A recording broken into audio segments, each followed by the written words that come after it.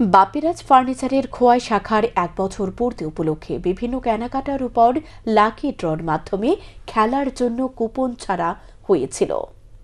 তাদের অফারটি ছিল ন্যূনতম ৫,০০০ টাকার জিনিসপত্র কেনাকাটি করতে হবে। সে হিসেবে গত ৩ মাস ধরে ৩,০০০-এর উপর কুপন বাজারে ছাড়া হয়েছিল। অবশেষে বাপিরাজ ফার্নিচারের প্রথম বর্ষপূর্তি উপলক্ষে সরস্বতী পূজার দিন রাতে বাপিরাজ ফার্নিচার দেওয়া লাকি ড্রয়ের কুপনের মাধ্যমে খেলার ভাগ্যবানদের নাম আনুষ্ঠানিকভাবে ঘোষণা করা হল জনসাধারণের উপস্থিতিতে। এদিন সন্ধ্যায় বাপিরাজ ফার্নিচার খোয়াই শাখার প্রাঙ্গণে এক সাংস্কৃতিক অনুষ্ঠানের মাধ্যমে লাকি ড্র খেলাটি অনুষ্ঠিত হয়।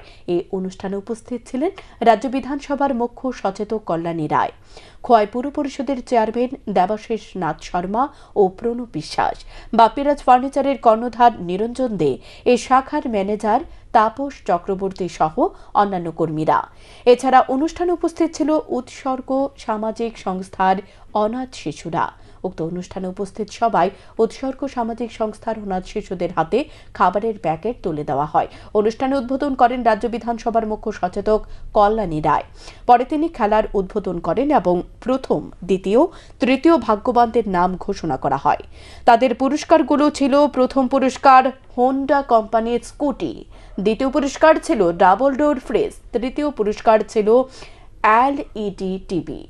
এই খেলায় প্রথম পুরস্কার হিসেবে স্কুটিটি পান খোয়াই লাল টিলার বাসিন্দা চিত্তরঞ্জন সরকার। উনার কুপন নম্বর ছিল 0373। দ্বিতীয় পুরস্কার পান আগরতলার বাসিন্দা পূজা চক্রবর্তী।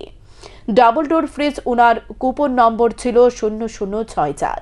তৃতীয় পুরস্কার পান খোয়াই বাজাই বাড়ি এলাকার বাসিন্দা কুশরঙ্গা দেববর্মা। উনার কুপন নম্বর ছিল 0312। উনি পান এলইডি টিভি। অনুষ্ঠান শেষে প্রথম এবং দ্বিতীয় পুরস্কারটি বিজয়ীদের হাতে পুরস্কার তুলে দেন বাপিরাজ ফার্নিচার কর্ণধার নিরঞ্জন দে। এছাড়া তাদের আরো 10টি আকর্ষণীয় সান্ত্বনা পুরস্কারগুলিও বাপিরাজ ফার্নিচারের পক্ষ থেকে বিতরণ করা হয় এদিন সন্ধ্যায়।